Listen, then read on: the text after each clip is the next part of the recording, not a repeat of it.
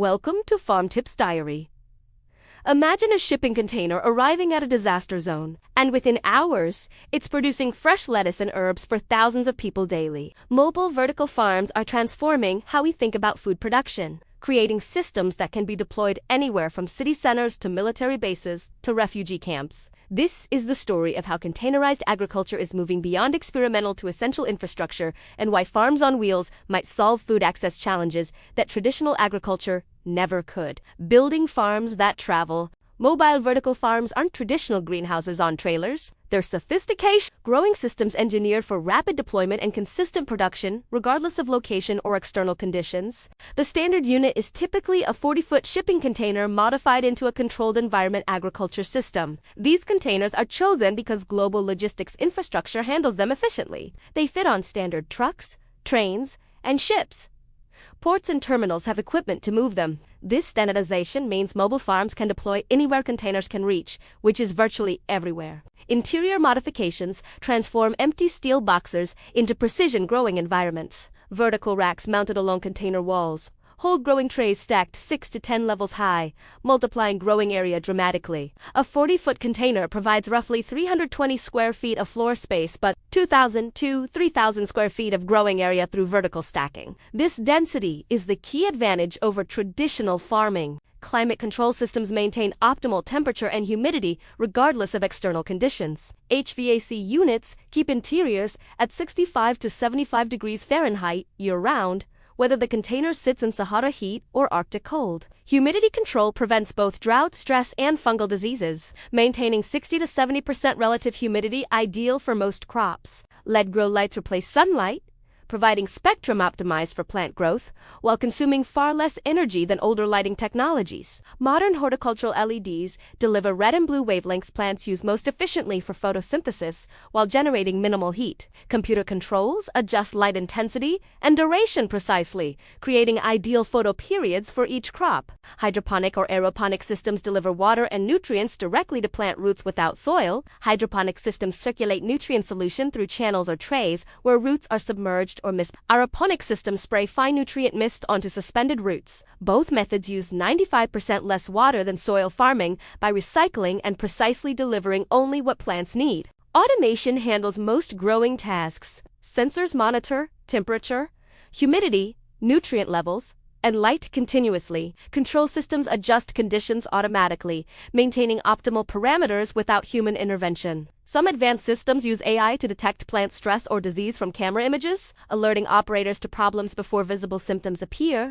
Power requirements vary but typically range from 20 to 50 kilowatts depending on container size and crop selection. This can come from grid connection, diesel generators, or increasingly from solar panels and battery systems. Energy independence through renewables is particularly valuable for deployment in areas with unreliable electrical infrastructure. Assembly and commissioning take 4 to 8 hours. Once a container arrives at deployment location, operators connect power and water, verify system functionality, and plant initial crops. Within days, plants are growing. Within weeks, first harvests occur. This rapid deployment speed is critical for emergency response and quick market entry applications. Crops that thrive in containers. Not all crops suit mobile vertical systems. Success requires selecting varieties optimized for controlled environment production, short growth cycles, and high value per square foot. Leafy greens dominate containerized production. Lettuce, spinach, kale, arugula, and other salad greens grow rapidly, produce multiple harvests from single plantings, and command good prices per pound. A typical container produces 500 to 1,000 pounds of greens weekly, generating substantial revenue from small footprint. These crops suit vertical systems because they grow quickly, require minimal light compared to fruiting crops, and have shallow root systems compatible with hydroponic channels. Harvest cycles of 3 to 5 weeks mean rapid turnover and quick return on investment. Consistent quality and extended shelf life from just harvested production command premium prices. Herbs including basil, cilantro, parsley, and mint are ideal for mobile farms. High value per pound justifies the intensive production costs. chefs and consumers pay significant premiums for fresh herbs compared to dried or wilted supermarket options. A single container can produce thousands of dollars weekly in fresh herbs. Microgreens represent the highest value crops per square foot. These tender seedlings harvested 7 to 14 days after planting sell for $25 to $50 per pound wholesale. A container optimized for microgreens can produce 200 to 400 pounds weekly, generating $5,000 to $15,000 in monthly revenue from 320 square feet.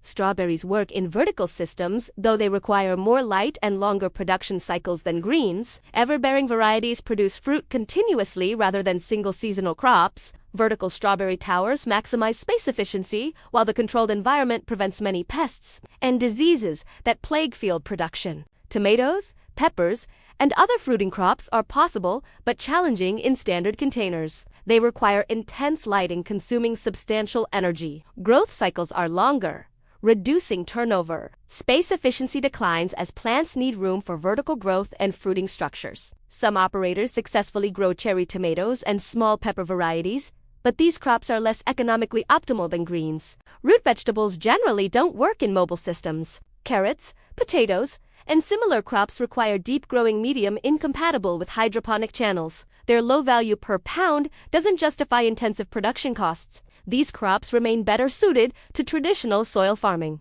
Cannabis represents a specialized but lucrative application where legal, containerized production offers security, environmental control, and consistency that cannabis cultivation demands.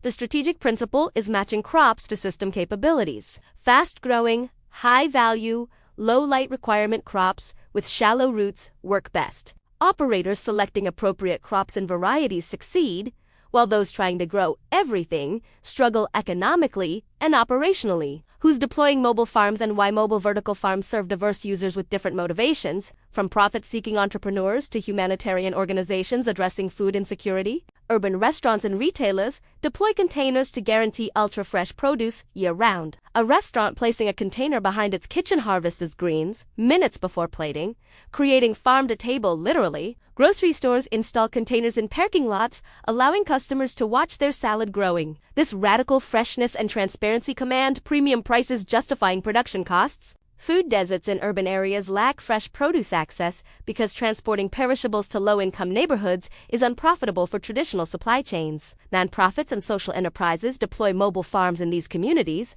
providing employment while increasing fresh food access. These operations often combine food production with workforce training and community development. Disaster response organizations, including FEMA, Red Cross, and military humanitarian units are piloting mobile farms for emergency deployment. After hurricanes, earthquakes, or conflicts disrupt food supply chains, mobile farms can arrive within days producing fresh vegetables. This nutritional support improves health outcomes during recovery periods when only shelf-stable emergency rations might otherwise be available. Military bases use containers for fresh food production in remote deployments. Forward operating bases in Iraq, Afghanistan, and other locations, far from reliable supply chains, successfully grew greens in containers, improving morale and nutrition. The military values independence from vulnerable supply lines, making on-site production strategically important beyond just food quality. Off-grid communities in Alaska, northern Canada, and other extreme climates use mobile farms to overcome transportation costs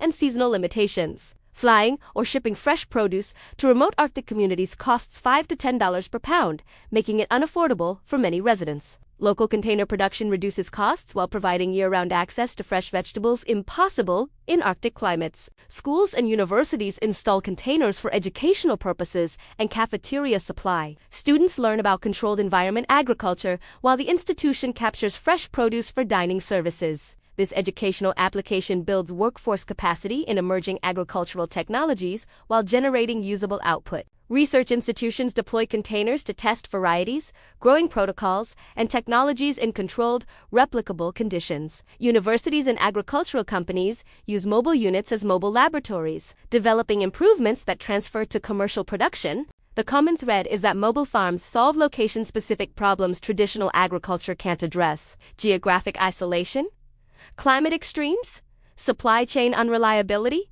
disaster disruption, or the need for ultra-local production. These applications value rapid deployment, operational independence, and location flexibility that stationary infrastructure can't provide. Technology enabling consistent production mobile farms wouldn't be viable without technological advances in lighting, sensors, and automation that allow experts to grow crops consistently in diverse environments. LED lighting evolution reduced energy costs by 75% compared to older high-pressure sodium or metal halide lights. Modern horticultural LEDs convert 40 to 50% of electrical energy into photosynthetically active radiation, double the efficiency of previous technologies. This efficiency makes container production economically feasible where it would have been prohibitively expensive a decade ago. Spectrum tuning allows customizing light-color ratios for specific crops and growth stages. Seedlings might receive blue-heavy spectrum promoting compact, leafy growth. Flowering crops get red-heavy spectrum triggering reproductive development. Operators program spectrum recipes, optimizing each phase, improving yield and quality beyond what single spectrum lighting could achieve. Environmental sensors costing hundreds rather than thousands enable continuous monitoring at affordable prices. Temperature, humidity, CO2, nutrient pH, and electrical conductivity sensors feed data to control systems every few seconds. This granular monitoring catches problems immediately, preventing small deviations from becoming crop-threatening failures. Automated climate control responds to sensor data without human intervention. If temperature rises above set point, cooling increases automatically.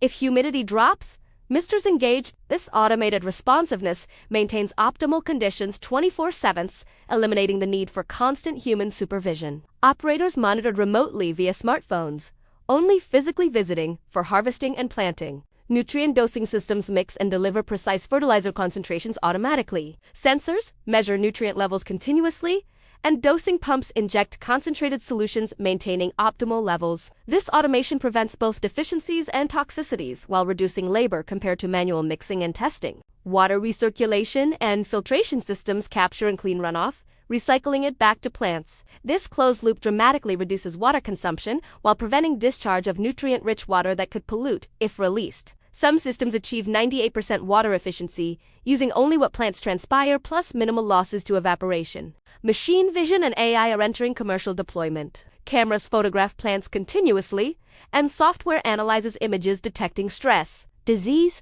or pest presence before human eyes could spot problems. This predictive maintenance allows intervention, preventing serious crop loss. Some systems even estimate yield days before harvest, enabling precise production planning. Remote management platforms allow operating multiple containers from centralized dashboards. An operator managing 20 containers across a city monitors all locations from single interface, adjusting conditions, diagnosing problems, and coordinating harvests. This scalability makes mobile farms viable businesses rather than artisan projects. The technology stack continues improving, with costs declining and capabilities expanding. What required expensive custom solutions 5 years ago now uses off-the-shelf components. This commoditization accelerates adoption by reducing capital requirements and technical barriers to entry. Mobile farms transforming communities. Real deployments demonstrate both mobile farming's potential and its practical challenges in diverse contexts, from urban America to disaster zones abroad. Square Roots operates shipping container farms in Brooklyn packing lots,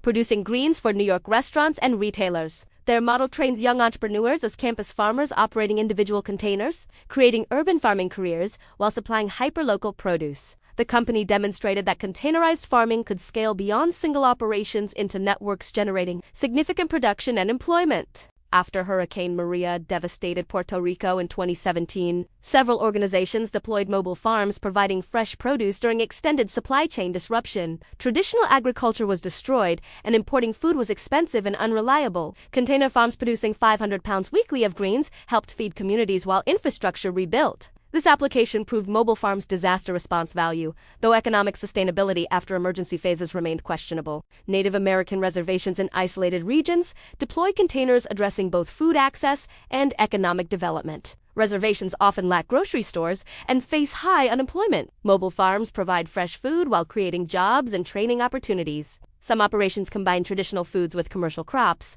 reconnecting communities with agricultural heritage while generating income. Dubai invested in containerized farms as part of food security strategy. The Desert Emirate imports 90% of food, creating vulnerability to supply disruptions. Mobile farms producing year-round in extreme heat reduce import dependence while demonstrating agricultural innovation, aligning with national development goals. While not economically competitive with imports under normal conditions, the strategic security value justifies investment. Cold climate communities in Canada and Alaska, where growing seasons are weeks rather than months, use containers for year-round production. Transportation costs make fresh produce prohibitively expensive much of the year. Local container production, while energy-intensive, costs less than flying lettuce from southern farms. Residents gain nutrition access, improving health outcomes in communities facing high diabetes and cardiovascular disease rates. School districts integrate containers into STEM education and cafeteria operations. Students monitor environmental conditions,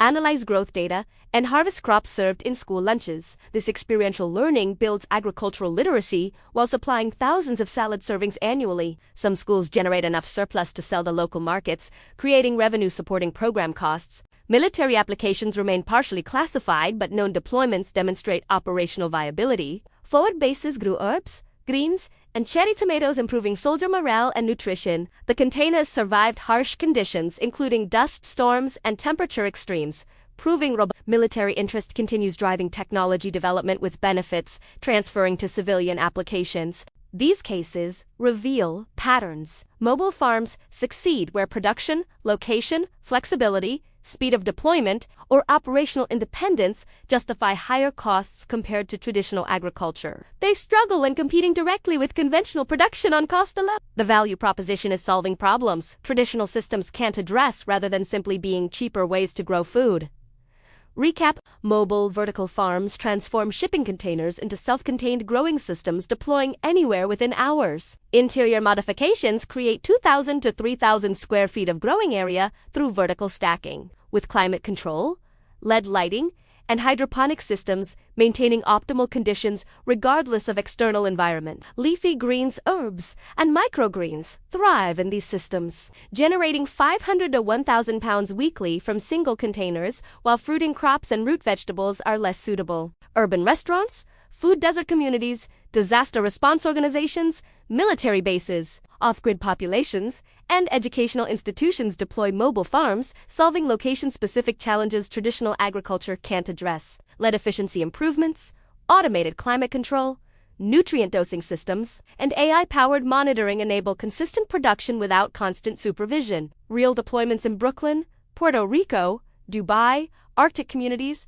and military bases demonstrate viability, while revealing that success depends on applications valuing flexibility and independence rather than competing on cost alone with conventional farming. If this exploration of mobile vertical farms gave you insights into future food production infrastructure, give this video a like and share it with anyone interested in agricultural innovation. Subscribe to Farmtips Diary for more perspectives on technologies reshaping how we grow food. Hit that notification bell so you never miss stories about agriculture's transformation. Thanks for watching, and we'll see you in the next one.